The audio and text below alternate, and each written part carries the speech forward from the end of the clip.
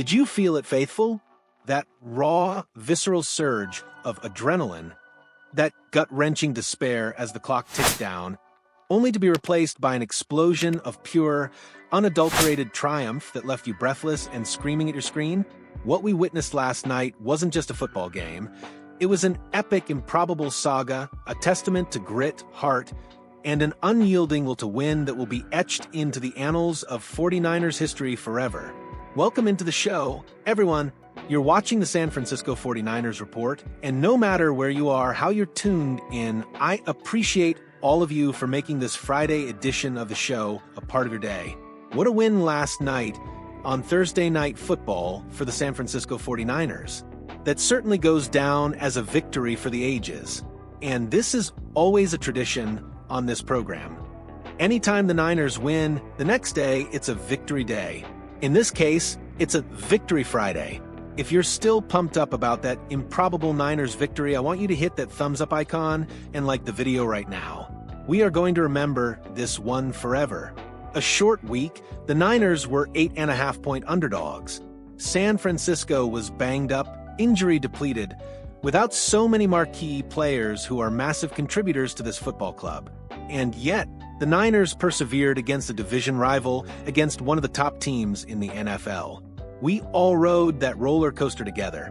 The Niners showed a lot of heart, and they won an epic, gritty, big balls game. And obviously, the play of that game, the one that truly decided it at the end in the overtime period, the Great Wall of San Francisco, that fourth down stop, is up there with some of the most iconic plays in the history of this organization. I don't think it's a hyperbolic statement to make. Obviously, there's the Dwight Clark catch, a moment frozen in time, but outside of that and some huge plays in Super Bowls, you think of that goal line stop on the road against the Seattle Seahawks, Dre Greenlaw with that huge hit. And then you think of that play last night as Sean McVay tried to go for the win. He didn't want to settle for the tie. And the Niners buckled down, and they got that huge, critical, game-saving walk-off stop. It's one of the more memorable plays in franchise history, and let's break it down with a little bit of a film study here. As you can see, the Rams were obviously in a running situation.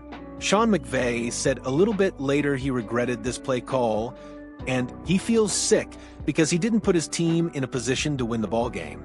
Diamador Lenore also had said, as you see him on the corner here, he knew that with the formation the Rams were running, they were going to run the football. And there are so many important things that happened in this play as it transpired, which resulted in this massive, huge, clutch win for San Francisco. Mel Williams, the rookie first-round pick out of Georgia, did a great job of penetrating the interior, occupying a couple of Rams offensive linemen, and he helped to really start off this play with a lot of destruction. And then a couple of players deserve shout-outs here. Obviously, Fred Warner for shooting the gap. Chase Lucas, whom Diamador Lenore called a psycho after the game, shot the gap with a lot of velocity, putting his hat right on some of those Rams offensive linemen, helping to blow this play up. Then you see Diamador Lenore at the corner. And then you see the rookie Maris Siegel, the fifth-round pick out of Kansas State, who in coverage this year has been picked on, but he's come up with some really big plays to start the year. You just see that he could potentially be a really special player for San Francisco. Even though he's gotten beat in coverage, that hasn't impacted his confidence. He's still playing really fast and really physical. So Matthew Stafford is under center here. The carry is going to go to Kyren Williams. And you see how the Niners along the defensive line are really able to win their one-on-one matchups and how they're able to really disrupt this play right from the snap. The Rams last night ran it 15 times. They did not have a negative run all game until this run right here. I thought Jordan Elliott did a good job of getting a push. Look at Mel Williams right here, who's able to really push the offensive lineman into the backfield. That opens up an opportunity for Fred Warner to clog the hole, because if you're Kyren Williams here, where do you go? You can't go up the middle. You see Diamador Lenore setting the edge here, so he can't really bounce it outside. It's a 4th and 1, and you have Lenore really setting the edge there. What's incredible is Maris Siegel is the deep guy, and he was needed on this play to really polish it off because as you progress this play, you see how Siegel is able to really help to push the pile, stop Kyren Williams in his tracks, and he wasn't able to get that secondary push to pick up the line to gain. So that obviously is from that angle. And then you see the behind the line of scrimmage angle. Look at Fred Warner here, number 54. Look at Diamador Lenore come in from the edge. Obviously, Maris Siegel stops Kyren Williams right in his tracks as well, never giving him an opportunity to progress, move the chains, which ultimately probably would have resulted in a Rams victory. This Niners defense was on the field a lot after that first quarter when San Francisco dominated time of possession, and they were exhausted late. They had lost Kalia Davis. They lost your Gross Matos. But they're able to show some intestinal and mental fortitude and come up with a massive stop in the biggest play of the ball game. And of course, the celebration that ensued was absolutely epic. Robert Saleh going crazy as his defense was able to dot the exclamation point. By this time, General Manager John Lynch was down on the sideline. He was amped up clapping his hands. He has to be so proud of his football team, especially a young team. Such a formidable moment for the young players on this roster. And then, you don't see Kyle Shanahan show emotion a ton. Although I will say he's been very fed up with some bad penalties to start the year. He's been very intense. He looks alive once again after last year. He looked kind of beaten down and battered mentally, emotionally, physically, and spiritually. So, too did the whole Niners team. But Shanahan, with that smile, knows how big of a win that was for San Francisco.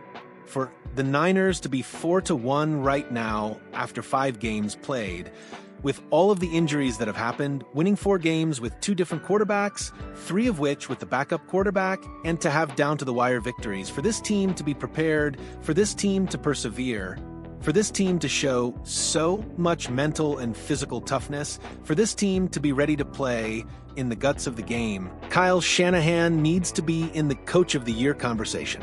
And obviously, one of the biggest storylines coming out of that game, the Niners quarterback. What we saw from M. Jones last night, one of the grittiest quarterback performances ever.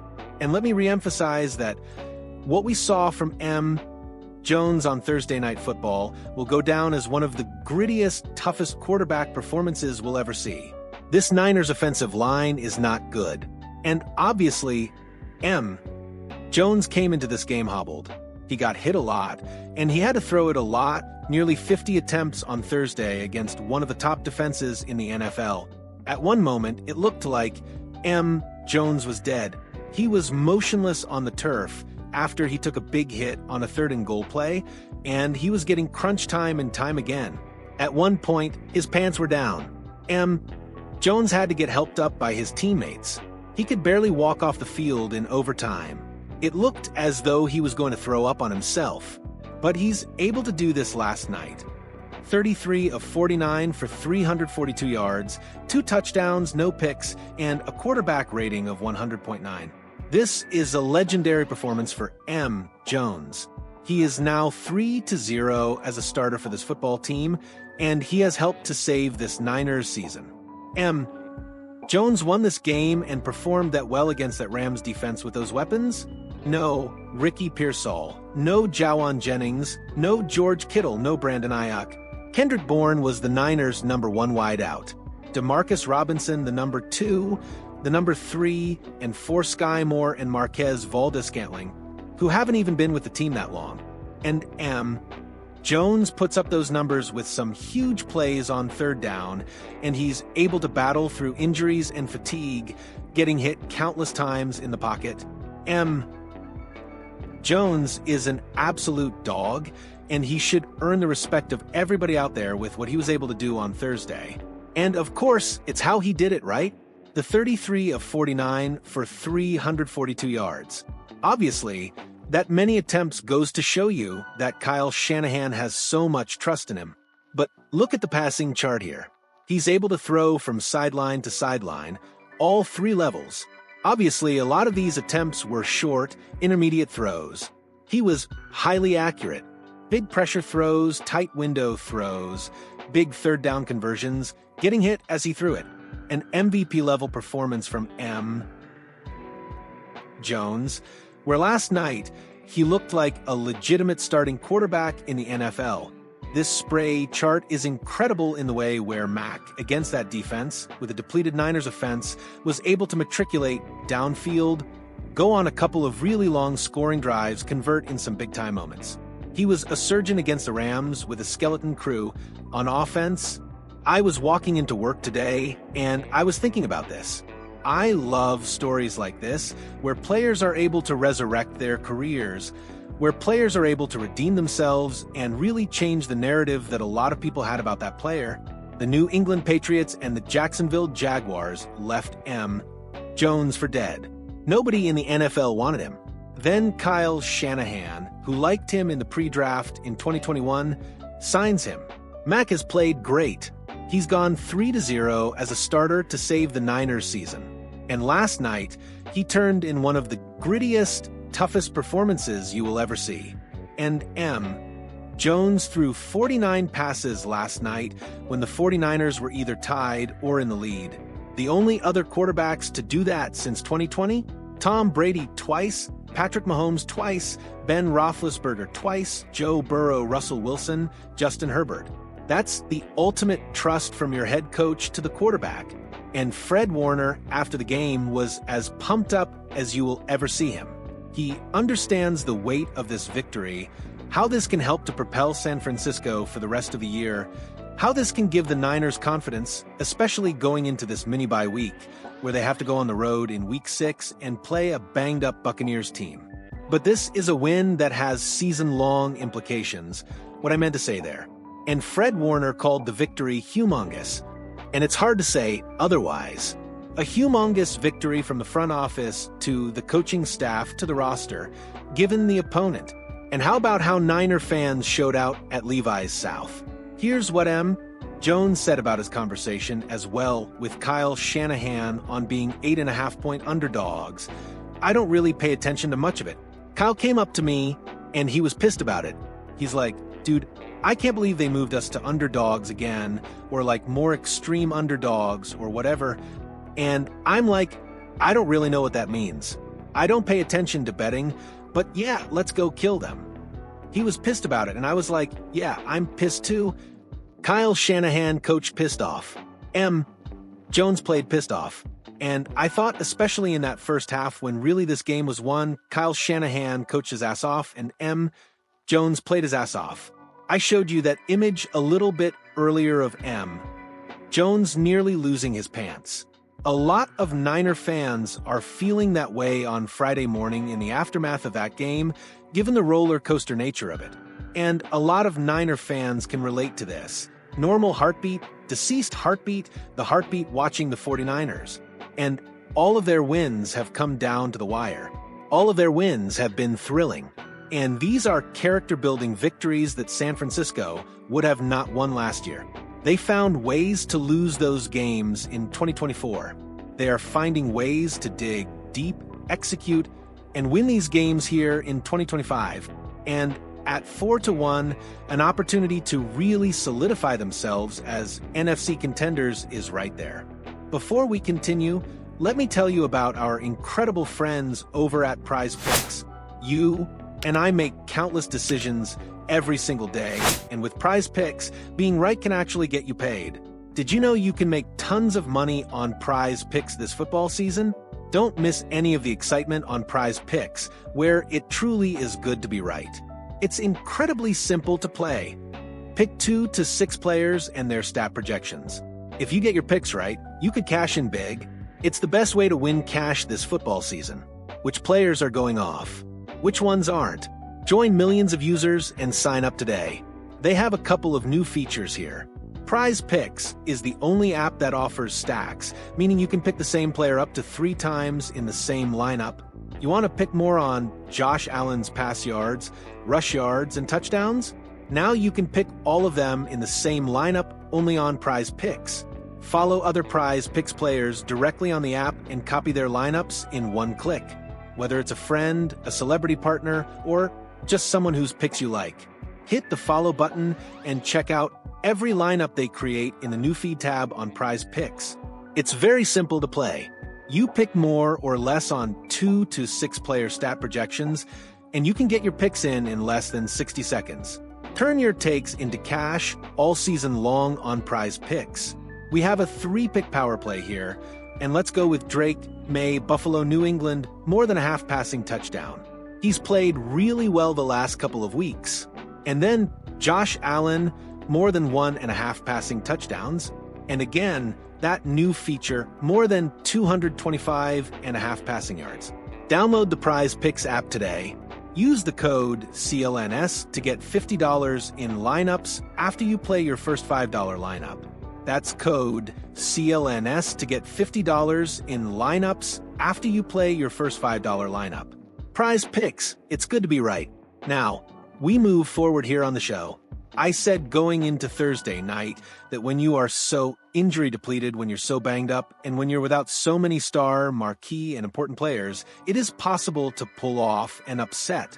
But as 8.5-point underdogs, you are 8.5-point underdogs for a reason. You have to play a near-perfect game and be flawless and have the ball bounce your way. And it wasn't a perfect game for San Francisco by any means, but it was a near-perfect game for San Francisco, and the ball did bounce their way.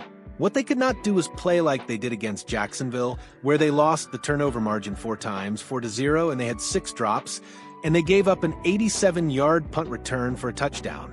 And in this game, they reversed that, and they played pretty well in all 3 phases of the game. This really is craziness defined for San Francisco. Think about everything that happened for the Niners to win this football game, ladies and gentlemen. Jones was stellar on a bad leg. Kendrick Bourne literally had the game of his career, 142 receiving yards, a career high for him. And on third downs, he was money. You forced the fumble on Blake Corum because Sam Okweanonu was able to slip past Puka Nacua. And as Blake Corum went to take the pitch, his eyes reverted up because he saw 91 screaming in. And so he coughed up the rock, and Travis Gibson, who was just elevated to the game day roster, recovered that fumble. The Rams also missed a 51-yard field goal. You needed that. Eddie Pinheiro has been incredible in replacing Jake Moody. Hasn't missed a field goal yet. He connects on a 59-yarder, the longest of his career. San Francisco also blocked an extra point. Jordan Elliott got a mitt on Joshua Card's point after attempt. You had the Alfred Collins miracle fumble force at the 1-yard line. What a play from the rookie. Kalia Davis got hurt. Alfred Collins had a bigger role. And when it looked as though Kyren Williams was going to walk in for a go-ahead touchdown late in the game, big number 95, with his incredible wingspan, is able to punch that ball out and then recover it. Now, he did kind of punch Kyren Williams right in the face, but he also contacted the football and he forced the fumble, and that play indirectly helped to lead to a Niners victory. Obviously, the Rams got the ball back, and I know some people said that should have ended the game. Sean McVay managed that pretty well. He had all 3 timeouts left, and I would have passed it if I was the Niners to go for the kill shot. Kyle Shanahan, in the shadows of his own goalpost, decided to run it 3 straight plays, and then the Rams obviously able to kick that field goal to force overtime. But you probably don't force overtime if it weren't for that Alfred Collins fumble forced.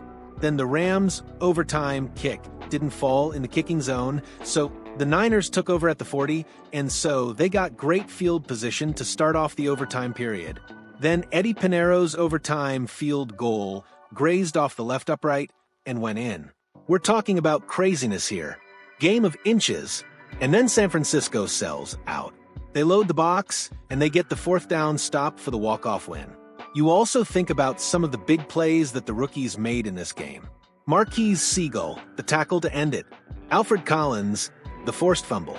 It's looking as though this Niners 2025 draft class is shaping up to be a really good one. And the last 2 drafts could really be franchise-altering for San Francisco. Here's what Sean McVay said about that 4th down call. And obviously, with how Matthew Stafford played, he didn't put the ball in the hands of Stafford. Instead, the Rams decided to run it. Poor decision by me right there. But give the Niners credit. They made enough plays to be able to win the football game. I'm pretty sick right now. I'm sick of the spot that I put our group in to end the game. Niner fans are not sick, Sean. They are elated. As for some injury news here for the Niners coming out of that game, Niners defensive tackle Kyren Davis, part of that unheralded San Francisco defensive line from Ian Rappaport that continues to get pressure even though they're not really, will undergo surgery today to repair a broken hand. Not expected to be a long-term injury, though. He can miss as few as 2 games, and he's expected to return with the club. So, probably not an IR stint for Kyren Davis.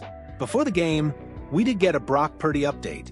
And for as well as the Niners played, for as great as Kyle Shanahan coached, the Niners do deserve some criticism here.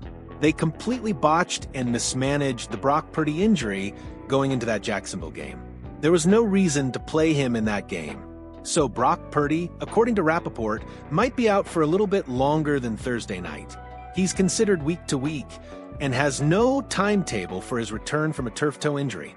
He aggravated his toe injury during that Week 4 loss to the Jags, and an MRI revealed it. So, with him being week to week, there's no saying when he's going to come back. I would imagine he's not going to be able to play against Tampa Bay, and if that is the case, hopefully, Jones can get that knee healthy as the Niners have this mini-bye. This victory, born from adversity and sealed with an unforgettable defensive stand, isn't just another notch in the win column. It's a declaration. It's proof that this 49ers team, despite the setbacks, possesses an indomitable spirit, a resilience that will define their journey this season. Jones' heroic performance has not only saved their season, but has ignited a belief that this team can overcome anything. The path ahead is still challenging, but after a night like this, who would dare doubt the heart of these Niners? Don't forget to give me a follow on X and Instagram, by the way. We're doing crazy numbers here on YouTube. I'm doing crazy numbers on my social media pages. Plus, you get additional Niners content from yours truly right over there. If you've loved what you've seen today, if you're still buzzing from that incredible win, then do me a favor. Smash that like button and let me know in the comments below what your favorite moment from last night's game was. Let's keep this conversation going. Faithful.